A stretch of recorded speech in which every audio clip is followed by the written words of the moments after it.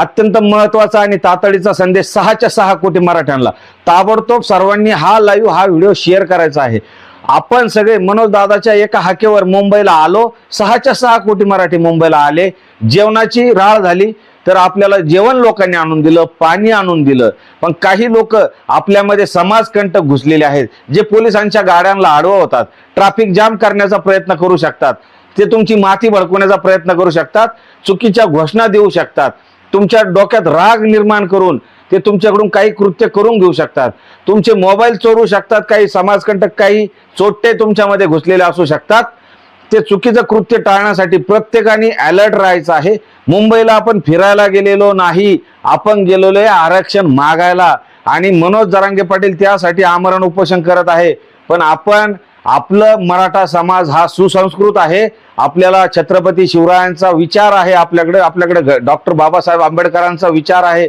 सगळ्यांनी शांततेच्या मार्गाने त्या ठिकाणी आंदोलन करायचं आहे। कुणीही ट्रॅफिकला अडचण निर्माण होईल, पोलीस प्रशासनाला अडचण निर्माण होईल, माता भगिनींना अडचण निर्माण होईल असं कृत्य करायचं नाही। मराठा समाजाला ते शोभत नाही। अवलादी घुसलेले असतील त्यांना ओळखा, त्यांना जर ते तसे दिसले पोलिसांच्या ताब्यात द्या, जर त्यांनी तसं काही केलं तर त्यांची बाजू घेऊ नका आणि आपल्या अडलेल्या नडलेल्या माणसाला मदत करा, कारण आपल्या आंदोलनाला गालबोट लागता कामा नये। कित्येक तपानंतर हा मराठा आरक्षणाचा प्रश्न हा पेटला आहे। भावांनो, मुंबई आपण आयुष्यभर कधी फिरू शकतो? आज तुमच्या लेकरा बाळाच्या उद्धारासाठी आपण मुंबईला गेलेलो आहे। जेव्हा तुमचे पोरं आरक्षण जर भेटलं, तुमचेच पोरं याच मुंबईत लाल दिवाना फिरतील, त्यावेळेला मुंबई बघायला जा। पण आता हुल्लडबाजी करणाऱ्यांना ओळखा।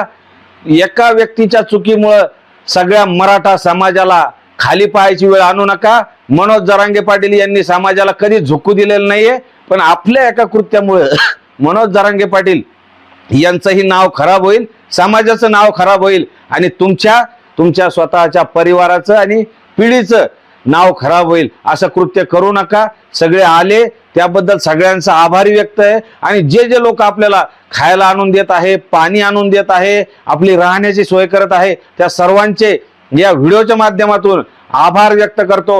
एकमेकांना समजून घ्या, पण एकमेकाचं ऐकू नका। काही तुम्हाला भडकवण्याचा प्रयत्न करू शकते। वेळोवेळी सांगतोय, आंदोलनाला गालबोट लागू देऊ नका।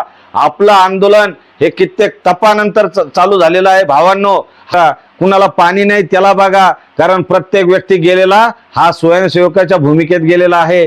एकमेकांना आपण स्वयंसेवक बनून मदत करायची आहे। पोलिसांना थोडाही ताण निर्माण झाला नाही पाहिजे आणि मुंबईकरांना आपल्यामुळे